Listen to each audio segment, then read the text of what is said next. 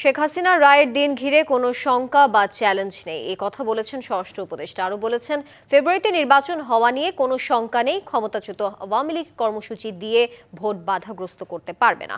এদিকে আইজিপি বলছেন, শান্তিপূর্ণ নির্বাচন উপহার দিতে বদ্ধপরিকর পুলিশ। এছাড়াও পুলিশের বিতর্কিত কোনো কর্মকর্তাকে আগামী নির্বাচনে গুরুত্বপূর্ণ দায়িত্ব দেয়া হবে না।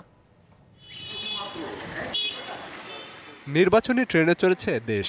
ফেব্রুয়ারির ভোট সামনে রেখে এরই মধ্যে বড় দলগুলো ঘোষণা করেছে প্রার্থী। তাদের গণসংযোগ আর প্রচারণায় মুখরিত হচ্ছে পাড়া মহল্লা। তবে বিভিন্ন বিষয় বিরোধের জেরে সুষ্ঠু নির্বাচন হবে কিনা তা নিয়ে প্রশ্ন তুলেছে কোনো রাজনৈতিক দল। জনমনেও এ নিয়ে রয়েছে প্রশ্ন। তবে পটুয়াখালীতে গণমাধ্যম কর্মীদের প্রশ্নের জবাবে স্বরাষ্ট্র উপদেষ্টা জাহাঙ্গীর আলম চৌধুরী বলেন, সাধারণ মানুষ যেহেতু নির্বাচনমুখী হয়েছে, ফেব্রুয়ারিতে ভোট নিয়ে কোনো শঙ্কা নেই। জনগণ যেসব তার নির্বাচনমুখী হয়ে যায় সেসব তাদেরকেও কোনো কিছু বাধা দিয়ে রাখতে পারে। যারা নির্বাচনে যাবে তারা যেসব নির্বাচনমুখী হয়ে যাবে সে সময় কোনো সমস্যা। আমার মনে হয় তারা অলরেডি নির্বাচনমুখী হয়ে গেছে। এছাড়া কার্যক্রম নিষিদ্ধ আওয়ামী লীগের কর্মসূচি নিয়ে চিন্তার কোনো কারণ নেই।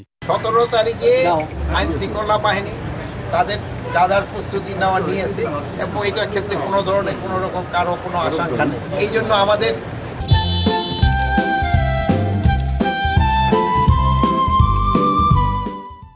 যা প্রস্তুতি নেওয়ার দরকার আমরা এটা নিয়ে নিচ্ছি।